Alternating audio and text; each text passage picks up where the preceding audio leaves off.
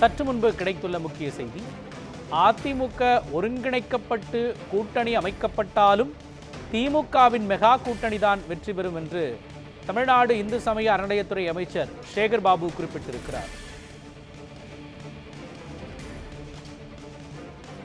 அதிமுக ஒருங்கிணைக்கப்பட்டு கூட்டணி அமைத்தாலும் திமுக மெகா கூட்டணிதான் வெற்றி பெறும் என்று அவர் குறிப்பிட்டிருக்கிறார். அதிமுகவை நடிகர் ரஜினிகாந்த் ஒருங்கிணைக்கிறாரா என்ற கேள்விக்கு அமைச்சர் சேகர் பாபு இவ்வாறு பதிலளித்திருக்கிறார். 29 ஆண்டுகளுக்கு பிறகு ஜெயலலிதா இல்லத்திற்கு நடிகர் ரஜினிகாந்த் சென்றதால் அதிமுக ஒருங்கிணைப்பு என்ற கேள்வி எழுந்திருக்கின்றது. தற்பொழுது நம்முடைய இணைப்பில் பொறுப்பாசிரியர் மரியரிகன் இணைந்திருக்கிறார். மரியரிகன், செய்தியாளர்கள் எழுப்பிய கேள்வி, அதற்கு அமைச்சர் அளித்த விளக்கம், இதிலிருந்து நாம் எப்படி புரிந்து கொள்ளலாம், சொல்லுங்க.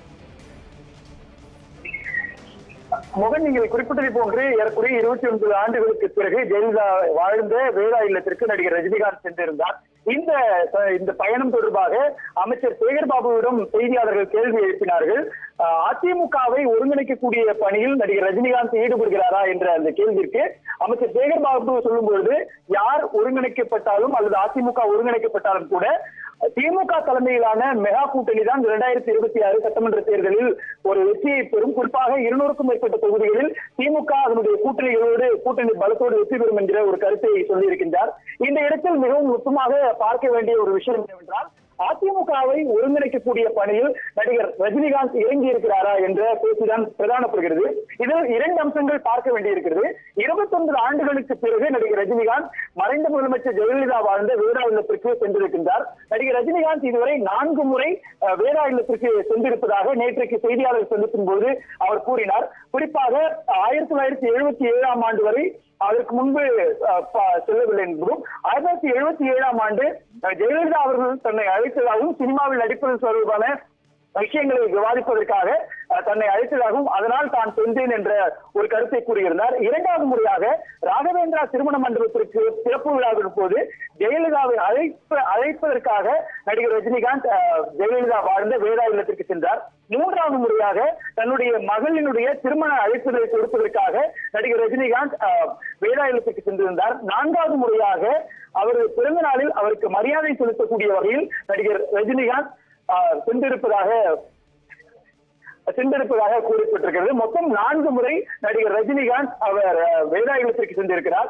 இந்த இடத்தில் பிரதானமாக பேசக்கூடிய ஒரு விஷயம், முன்னாள் முதலமைச்சர் ஜெயலலிதாவின் பிறந்தநாளை ஒட்டி அவர் வீட்டுக்கு சென்று நடிகர் ரஜினிகாந்த் மரியாதை செலுத்தியிருப்பதும் தமிழக அரசியலில் முக்கியமான பேசுபொருளாக மாறியிருக்கிறது. ஜெயலலிதாவினுடைய 77வது பிறந்தநாளை ஒட்டி நேற்று புயல் கார்டனில் ஜெயலலிதா வசித்த வேதா இல்லத்திற்கு சென்று ரஜினி அவருக்கு உருவப்படத்திற்கு மரியாதை செலுத்தினார். எப்பொழுதும் இல்லாத வகையில் இந்த ஆண்டு ஜெயலலிதா வீட்டுக்கு சென்று நடிகர் ரஜினிகாந்த் மரியாதை செலுத்தியதும் அவரை தொடர்ந்து முன்னாள் முதல்வர் ஓ பன்னீர்செல்வத்தின் மகன் ரவீந்திரநாத் போன்றவர்கள் வேதா இல்லத்துக்கு வந்திருந்தும் அரசியல் களத்தில் பல்வேறு கேள்விகளை எழுப்பியிருக்கிறது. ஜெயலலிதாவுக்கு மரியாதை செலுத்திய பின் பேட்டியளித்த ஓபிஎஸ் மகன் ரவீந்திரநாத், அதிமுக தொண்டர்களின் எழுச்சி ஒரு நாள் வெடிக்கும், அது புரட்சியாக மாறும், அதிமுக ஆட்சி அமைய அனைவரும் இணைந்து செயல்பட வேண்டும், இல்லை என்றால் தொண்டர்கள் பாடம் புகட்டுவார்கள் என்கிற ஒரு கருத்தை ஓபி ரவீந்திரநாத் கூறியிருந்தார். பன்னீர்செல்வம் அதே மாதிரி ஓபிஎஸ் இபிஎஸ் சசிகலா தினகரன் இணைய வேண்டும் என்கிற ஒரு பேச்சானது தமிழ்நாடு அரசியல் களத்தில் முக்கியமாக பார்க்கப்படுகிறது. 2026 சட்டமன்ற தேர்தலில் அதிமுக ஒருங்கிணைந்து போட்டியிட்டால் மட்டுமே வெற்றி கிடைக்கும் என்கிற ஒரு கருத்து இருக்கக்கூடிய சூழலில் நடிகர் ரஜினிகாந்த் வேதா இல்லத்திற்கு சென்றிருப்பதும் அதிமுகவை ஒருங்கிணைப்பதற்கான முயற்சியில் நடிகர் ரஜினிகாந்த் இறங்கி இருக்கிறாரா என்ற பேசுபொருள் பிரதானமாக மாறியிருக்கிறது. இந்த இடத்தில் 2 நிகழ்வுகளை குறிப்பிட்டாக வேண்டிய சூழல் இந்த சந்தேகத்திற்கான காரணமாக மாறுகிறது. ஒன்று, அதிமுகவில் அதிருப்தியாளராக இருந்து தற்போது அதிமுக பொதுச் செயலாளர் எடப்பாடி கே பழனிசாமியால் ஓரங்கட்டப்பட்டிருக்கக்கூடிய ஓ பன்னீர்செல்வத்தையும் நடிகர் ரஜினிகாந்த் இதற்கு முன்பாக கடந்த சில மாதங்களுக்கு முன்பாக சந்தித்து பேசினார். அந்த சந்திப்பு குறித்து இருவருமே எந்த விதமான கருத்தையும் சொல்லவில்லை. இருப்பினும் கூட ஒரு மரியாதை நிமித்தமான சந்திப்பை மட்டுமே ஓபிஎஸ் மற்றும் நடிகர் ரஜினிகாந்த் மேற்கொண்டதாக தகவல் தெரிவிக்கப்பட்டது. குறித்து ஓபிஎஸ்ஸிடம் கேட்டபோது மரியாதை நிமித்தமான ஒரு வழக்கமான சந்திப்பு தான் என்று சொல்லிவிட்டு கடந்து விட்டார். 2வதாக நாம் தமிழர் கட்சியினுடைய தலைமை ஒருங்கிணைப்பாளர் சீமானும் நடிகர் ரஜினிகாந்தை சந்தித்திருந்தார்.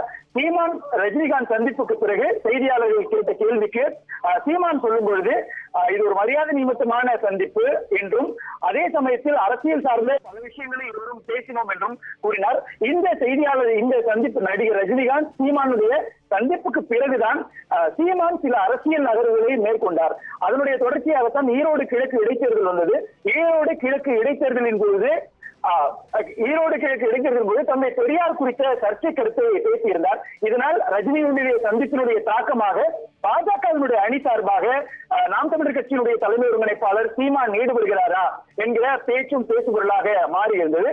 அதே நேரத்தில் செய்தியாளர்கள் சீமானை சந்தித்து கேட்கின்ற பொழுது தந்தி என்ற வார்த்தைக்கு உண்மையான தோழன் என்கிற ஒரு கருத்தையும் சீமான் பேசி இருப்பது என்பதும் ஒரு பெரிய பேசுபொருளாக மாறியிருந்தது. இந்த பின்னணியில் ஏற்கனவே நடிகர் ரஜினிகாந்த் அதிமுகவுடைய அதிருப்தியாளராக இருக்கக்கூடிய முன்னாள் ஒருங்கிணைப்பாளர் ஓ பன்னீர்செல்வம் அதனுடைய தொடர்ச்சியாக நாம் தமிழர் கட்சியினுடைய தலைமை ஒருங்கிணைப்பாளர் சீமான் ஆகிய இருவர்களை சந்தித்த நிலையில் தற்பொழுது 29 ஆண்டுகளுக்கு பிறகு நடிகர் ரஜினிகாந்த் மறைந்த முதலமைச்சர் ஜெயலலிதா வாழ்ந்த வேதா இல்லத்திற்கு சென்றிருக்கக்கூடிய காரணத்தினால் அதிமுகவை ஒருங்கிணைக்கக்கூடிய பணியில் நடிகர் ரஜினிகாந்த் ஈடுபட்டிருக்கிறாரா என்ற பேச்சானது தற்போது எழுதியிருக்கிறது. ஏனென்றால் நேற்றைக்கு தென் மாவட்டங்களில் சுற்றுப்பயணம் மேற்கொண்ட சசிகலா சொல்லும்போது ஒரு சிலந்தி கதையை குறிப்பிட்டு சொன்னார். மேல் இருக்கக்கூடிய ஒரு சிலந்தியினுடைய நூலை பிடித்துக் கொண்டு மேலே செல்பவர்கள் கீழே இருக்கக்கூடியவர்கள் தள்ளிவிட்டார்கள், அது துரோகம் என்கிற ஒரு நிலைப்பாட்டை சொல்லியிருந்தார். இதற்கு அடுத்து இன்றைக்கு செய்தியாளர்களுக்கு ஒரு விமர்சனத்தை ஓ பன்னீர்செல்வம் தரப்பில் அறிக்கையாக வெளியிடப்பட்டிருந்தது. அதிலும் கடுமையான விமர்சனங்கள் முன்வைக்கப்பட்டிருக்கக்கூடிய நிலையில் தற்பொழுது இந்த விவகாரம் பேசுபொருளாக மாறி இருக்கிறது. தற்பொழுது நம்முடைய இணைப்பில் அரசியல் விமர்சகர் ரவீந்திரன் துரைசாமி இணைந்திருக்கிறார். அவரிடம் பேசலாம். ரவீந்திரன் துரைசாமி, அதிமுகவை ஒருங்கிணைக்கக்கூடிய பணியில் நடிகர் ரஜினிகாந்த் இயங்கியிருக்கிறாரா என்ற ஒரு பேச்சு பொருள் எழுந்திருக்கிறது. இன்றைக்கு அமைச்சர் சேகர்பாபுவிடம் அதே கேள்வி கேட்கப்பட்ட பொழுது அதிமுகவுடைய ஒருங்கிணைப்பு சார்ந்த எந்த விஷயத்தையும் சொல்லவில்லை என்றாலும் திமுகவுடைய மெகா கூட்டணி வெற்றி பெறும் என்கிற ஒரு கருத்தை சொல்லி இருக்கின்றார். இதை எப்படி பாக்குறீங்க? ரஜினிகாந்த் அதிமுகவை ஒருங்கிணைக்கக்கூடிய இடத்தை நோக்கி நகர்ந்திருக்கிறாரா? அதுக்கான வாய்ப்பு இருக்கிறதா?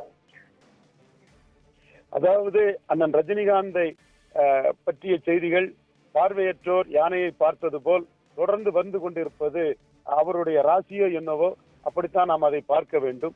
நேற்றைய நிகழ்வு என்பதில் தீபா ஜெயக்குமார் அம்மையார், தீபா மாதவன் அவர்கள் வேண்டுகோளுக்கிணங்க அண்ணன் ரஜினிகாந்த் அந்த நிகழ்ச்சியில் காலையில் கலந்து கொண்டிருந்தார். மதியத்திற்கு மேல் நானும் அந்த நிகழ்ச்சியில் கலந்து கொண்டிருந்தேன். முழுக்க முழுக்க மரியாதை நிமித்தமாக அண்ணன் ரஜினிகாந்த் அந்த நிகழ்ச்சியில் கலந்து கொண்டார். அந்த நிகழ்ச்சியில் கலந்து கொண்டவர் இவர் ஜெயலலிதா அம்மையார் மீது அவருக்குள்ள பற்றுதல், அந்த தொடர்புகள், திரையுலகத்தில் உள்ள தொடர்புகள், அரசியல் ரீதியான தொடர்புகள் அனைத்தையும் ஒரு குழந்தை போல் ஜெயலலிதாவின் அண்ணன் மகள் தீபா அவர்களிடம் பகிர்ந்து கொண்டு விடைபெற்றிருக்கிறார். போயஸ் கார்டனில் பக்கத்து வீட்டில் இருப்பவர்கள். அந்த வகையில் ஒரு மரியாதை நிமித்தமாக சந்தித்த ஒரு நிகழ்வு. தீபா ஜெயக்குமார் அம்மையார் அவர்கள் பொறுத்தவரையில் அவர்கள் இப்பொழுது அரசியலில் இல்லை. தன்னுடைய அத்தையின் புகழை காப்பாற்றுவதற்கான முயற்சியில் தான் ஈடுபடுகிறார். இன்னும் சொல்ல போனால் அன்றைய தினம் உங்கள் பேச்சை கேட்டிருந்தால் முதல்வர் ஆயிருக்கலாம் என்று கூட சொன்ன தீபா ஜெயக்குமார் அவர்கள் இன்று வந்து அரசியலில் விலகியே இருக்கிறார்.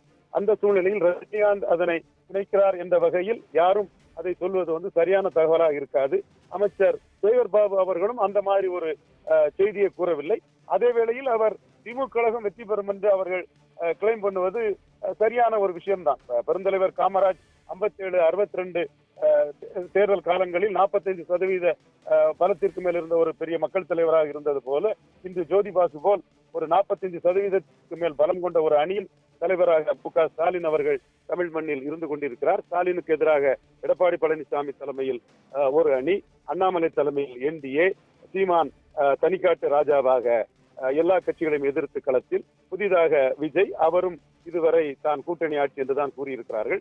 எனவே ஸ்டாலின் அலையன்ஸ் வெர்சஸ் அதர்ஸ் என்று 2வது எடப்பாடி, 3வது NDA அண்ணாமலை, 4வது சீமான் மற்றும் புதிதாக விஜய் என்ற அடிப்படையில் ஒரு களம் இருக்கும் போது அமைச்சர் சேகர் பாபு திமுகவின் வெற்றி வாய்ப்பை பற்றி கூறுவது மிகவும் இயல்பான இயற்கையான ஒன்றுதான்.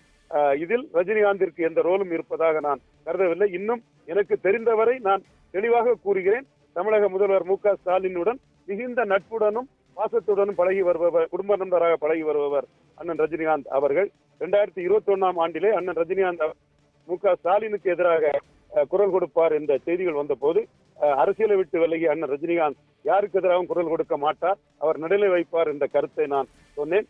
அதுபோல்தான் அண்ணன் ரஜினிகாந்த் அவர்களும் என்னுடைய கருத்தின் நியாயத்தை உணர்ந்து நடுநிலை வைத்தார். மு.க. ஸ்டாலினுக்கு எதிராக அவர் எந்த நகர்வையும் செய்யவில்லை. இப்பொழுதும் அவர் அனைத்து தலைவர்களுக்கும் பொதுவானவராக கர்நாடகாவின் ராஜ்குமார் மாதிரி ஒரு தன்மையில் உள்ளவராக இருக்கிறாரே தவிர எந்தவித அரசியல் நகர்விலும் அவர் இல்லை என்பதே 100% உண்மை. சகோதரர் சீமான் ரஜினிகாந்த் சந்திப்பின் போதும் இத்தகைய செய்திகள் ரெக்கை கட்டி பறந்தன. அவரை பொறுத்தவரையில் அவர் மிகப்பெரிய புகழும் பாப்புலாரிட்டியும் கொண்டவர். எனவே அவர் எந்த நிகழ்வு நடந்தாலும் அதை பற்றி செய்திகள் இப்படி வருவது இயல்பான ஒன்றுதான். ஆனால் எனக்கு தெரிந்தவரை அவர் அனைவருக்கும் பொதுவானவராக கர்நாடக ராஜ்குமார் போல் இருக்கிறார் என்பதே உண்மை. இணைப்பில் வந்து உங்களுடைய கருத்துக்களை பதிவு செய்வதற்கு நன்றி ரவீந்திர துரைசாமி. இந்த இடத்தில் 1996 ஜெயலலிதாவுக்கு எதிரான ஒரு நிலைப்பாட்டை நடிகர் ரஜினிகாந்த் பேசிய பொழுது திமுக தலைமையிலான கூட்டணி வெற்றி பெற்றது என்ற வரலாறையும் பார்க்க வேண்டியிருக்கிறது.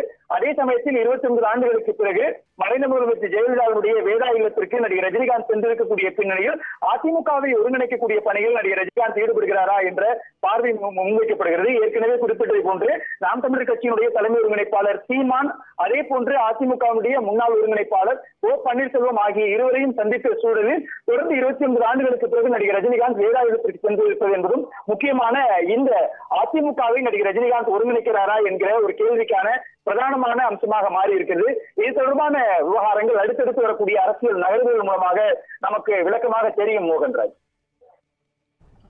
விரிவான விவரங்களை தொகுத்து வழங்கியதற்காக நன்றி மரியரிகர்.